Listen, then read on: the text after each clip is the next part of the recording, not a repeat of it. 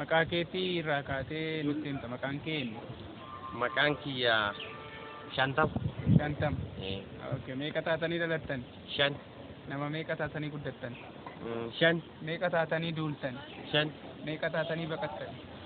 Shan. Meeqa taatanii awwaaltan? Shan. Meeqa taatanii manaa baatan? Shani. Nama meeqa qabamtan? Shan. Maal hojjetan? Shan. Mana nama meeqaa seentan? Shan. Magaalaa meeqa lakkooftan? Shan. Lakkoofsa shan kanarra deddeebitee lakkoofta. Maaliif shan shanii baay'ise? Shan.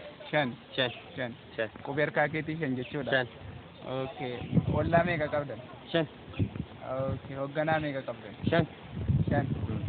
Okay. Shan. Walii galattoo meeqa? Shan. Shanumaa jechuudha. Okay. Erga dhalattee haga ammaatti waggaa meeqa lakkoofsiftee jirti? Shan. Shan. Aishi. Dubartii meeqa jaallattee jirta? Shan. Shanuma. Shan. Okay. Ishi haga ammaatitti ijoollee meeqa dhalchiteetta? Shan. Meeqa barsiisteetta? Shan. Meeqa eebbisiisteetta? Shan. Kan hojii qabanoo? Shan. Shananuu? Shan. Shan. Shan. Shan. Shan. Odaan illee shan.